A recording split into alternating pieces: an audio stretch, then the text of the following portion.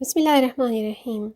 اوہ please آپی، میں نہیں بنا سکتی یہ کھانا وانا، ہاتھ خراب ہو جائیں گے میرے۔ وہ منہ بنا کے بولی تو پھر بیٹھی رہو ہاتھ پہ ہاتھ دھر کے۔ اچھا اس بحث کو چھوڑیں، فارغ ہو جائیں تو مجھے بتا دینا، شاپنگ پہ چلیں گے۔ یہ کہہ کر وہ پلٹ گئی۔ آج کزن شاپنگ پہ چلیں؟ وہ لان میں ٹہل ہی رہی تھی کہ اشر چلا آیا۔ آج؟ کل تو آپ لوگ آئے ہو، یشل نے کہا۔ ہاں تو آج کیا شاپنگ پہ جانا منع ہے؟ اشر نے پوچھا۔ ارے نہیں نہیں، اچھا چلیں چلتے ہیں، وہ فوراً مان گئی۔ علی بھی آ رہے ہیں، کل ان کے لیے بھی اچھا سا گفٹ لے لوں گی، اس نے سوچا اور ماما سے پوچھنے چلی گئی۔ ماما سے اجازت لے کر اس روم سے اپنا پرس اٹھایا اس نے اور چل دی۔ اشر نے تو شاپنگ کرنے میں لڑکیوں کو بھی مات دے دی تھی، اسے کوئی چیز پسند ہی نہیں آ رہی تھی۔ کتنی شاپس انہوں نے چھان ماری تھیں، ابھی بھی وہ ایک شاپس نکلے تھے کہ یشل بولی حد ہے اشر بھائی، کوئی چیز ہی پسند نہیں آ رہی آپ کو؟ یار میں بہت چوزی ہوں، یو نو نا، اتنا ہینڈسم بھی تو ہوں۔ اشر بولا، آپ نے لڑکیوں کو بھی پیچھے چھوڑ دیا ہے شاپنگ کرنے میں، آئندہ تو میں آپ کے ساتھ آئی۔ وہ بول رہی تھی کہ کوئی بہت تیزی میں گزرا، اسے زور سے دھکا لگا کر وہ گرنے ہی لگی تھی کہ اشر نے اسے بازو سے پکڑ کر سنبھالا۔ Are you okay sister? Ashar نے فکر مندی سے پوچھا۔ جی اشر بھائی ٹھیک ہوں میں۔ یار لوگ کیا اندھے ہیں جو دیکھ کے نہیں چلتے؟ چھوڑیں، آ جائیں آگے چلتے ہیں۔ ابھی یہ یشل ہے نا؟ وہ لوگ شاپ سے نکلیں تو لیلا نے ان کو یشل کی طرف متوجہ کیا۔ ہاں پر یہ اس کے ساتھ کون ہے؟ لیلا نے پوچھا۔ مجھے کیا پتہ کون ہے، اور تم کیا اسے دیکھنے لگ گئی؟ چلو چلیں، شہلا نے کہا۔ بھابھی ایسے کیسے چلی جاؤں، ذرا سیل دینا اپنا۔ اب کیا کرنے لگی ہو؟ شہلا نے پوچھا۔ یار ان کی ایک پک لے لیتی ہوں، کیا پتہ کبھی کام ہی آ جائیں ہمارے۔ لیلا نے ان کی پک لی اور پھر اس نے دیکھا کہ کوئی تیزی میں اس کے پاس سے گزرا اور وہ گرنے لگی تو اسے اسی لڑکے نے سنبھالا۔ کیمرہ تو آن ہی تھا، لیلا نے کھٹا کھٹ کئی تصویریں لے لیں، اس کا شیطانی دماغ بہت تیزی سے کام کر رہا تھا۔ وہ لوگ گھر آئیں، لیلا کی خوشی کا آج کوئی ٹھکانہ نہ تھا۔ رات کو شہلا اس کے پاس آئیں جو اپنے سیل میں مصروف تھی۔ کیا کرو گی ان تصویروں کا؟ شہلا نے پوچھا۔ بس دیکھیں آپ۔ لیلا نے کوئی نئی سم لی تھی، وہ سیل میں لگائی۔ اب کیا کرو گی؟ دیکھیں نا، لیلا نے کہا اور سیل کی طرف متوجہ کیا۔ لیلا نے وہ تمام کی تمام تصویریں علی کے نمبر پر بھیج دیں۔ یہ کیا کر رہی ہو تم؟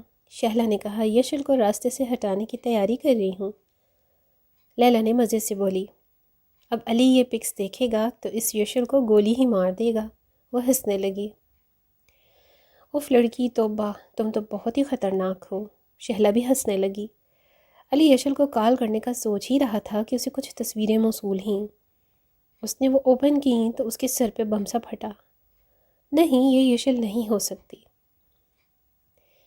اس کا دل ماننے سے انکاری تھا۔ اس نے دوبارہ ان تصویروں کو دیکھا، وہ بلا شبہ یشل ہی تھی، اور ایک میسج تھا۔ شریفوں کے سرے بازار کارنامے دیکھو۔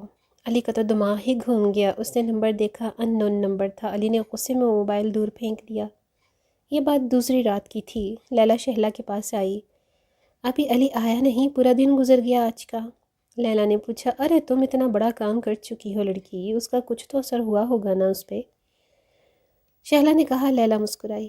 اب دیکھنا، جب وہ لوٹے گا تو وہ صرف اور صرف میرا ہوگا، اس نے یقین سے کہا۔ اور اگر ایسا پھر بھی نہ ہوا تو میں نے بھی ابھی ہار نہیں مانی ہے، اسے اپنا بنا ہی لوں گی۔ اچھا اب آپ کو ایک کام کرنا ہے، لیلا نے کہا۔ کیا؟ شہلا نے پوچھا۔ آپ کو علی کے دل میں جو غلط فہمی در آئی ہے اسے ہوا دینی ہے۔ لیلا نے کہا۔ ارے لڑکی، اسے شک ہو جائے گا کہ یہ سب کیا دھرا ہمارا ہے۔ شہلا گھبرائیں۔ ارے ایسا کچھ نہیں ہوگا، میں آپ کو بتاتی ہوں، لیلا نے کہا اور اپنے پلان کے بارے میں اسے آگاہ کرنے لگی۔ پچھلی رات سے وہ بہت ڈسٹرب تھی۔ ایک طرف وہ یشل پہ بھروسہ کرتا تھا، پر وہ تصویریں وہ تو جھوٹی نہیں تھیں۔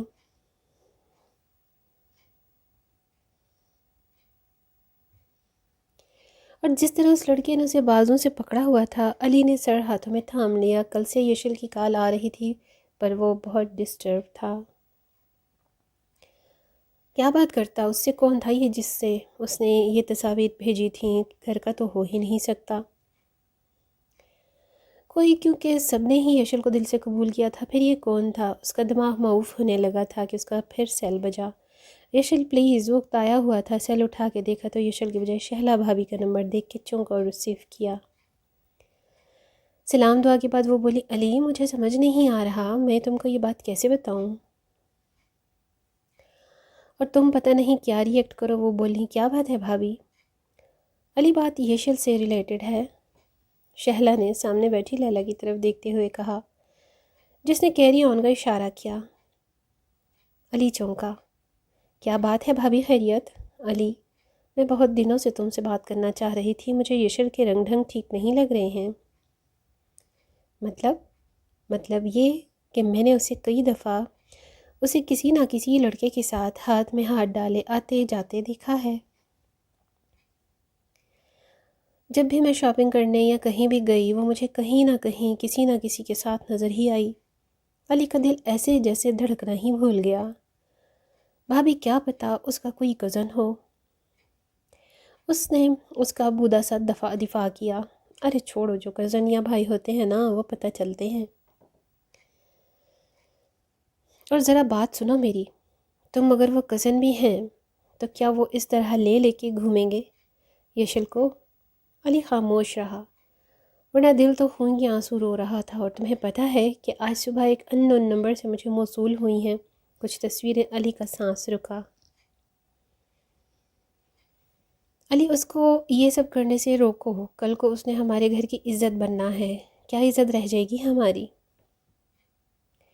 تو کیا وہ تصاویر اس کے گھر تک بھی پہنچ گئی ہیں؟ اس نے سوچا۔ بھابھی میں آپ کو بعد میں کال کرتا ہوں، کہہ کر بنا جواب سنے اس نے فون رکھ دیا۔ کام ہو گیا، بھابھی نے خوشی سے کہا۔ اوہ واو اپی، کیا ایکٹنگ کی ہے، مان گئی میں آپ کو۔ اس نے خوشی سے شہلا کو گلے لگا لیا۔ علی نے فون رکھ دیا۔ ایک دم سے ہی اس کا دم گھٹنے لگا تھا، ہر چیز سے وحشت ہونے لگی تھی۔ اس نے غصے میں ساری چیزیں تہس نہس کر دیں۔ اب وہ 6 فٹ کا لمبا چوڑا آدمی ذہن پر سر جھکائے زمین پر شکست خوردہ آدمی کی طرح گھٹنوں کے بل بیٹھا تھا۔ آنسو بھل بھل کر کے اس کی آنکھوں سے بہہ رہے تھے۔ سامنے ہی دیوار پہ اس کی پک لگی تھی، وہ چلتا ہوا اس تک آیا۔ اتنا بڑا دھوکہ یشل، اتنا بڑا دھوکہ، کیا کمی رہ گئی تھی میری محبت میں؟ وہ چیخ رہا تھا۔ بتاؤ، اس نے فریم پہ زور سے ہاتھ مارا کہ فریم کا نازک شیشہ ٹوٹ گیا اور کچھ کانچ اس کے ہاتھ میں لگ گئے۔ مجھے تم سے لڑکیوں سے الگ لگتی تھی، پر تم بھی وہی نکلی۔ دھوکہ دیا ہے تم نے مجھے یشل، میں کبھی معاف نہیں کروں گا تمہیں۔ اس نے اپنی آنکھیں بے دردی سے رگڑیں۔ یشل کب سے روم میں بیٹھی علی کو کال پہ کال کیے جا رہی تھی، پریشانی سے ادھر ادھر ٹہلتے ہوئے اس کا دل انجانے خوف سے لرز رہا تھا۔ کبھی ایسا ہوا نہیں تھا کہ علی نے اس کی کال اگنور کی ہو، پر آج 2 دن سے زیادہ ہو گئے تھے اس کی کوئی خیر خبر نہیں تھی۔ کہیں علی کو کچھ؟ اس کا دل کانپا۔ نہیں اللہ نہ کرے۔ اس نے اسے دوبارہ کال کی پر جواب ندارد۔ یشل بیٹی کیا کر رہی ہو؟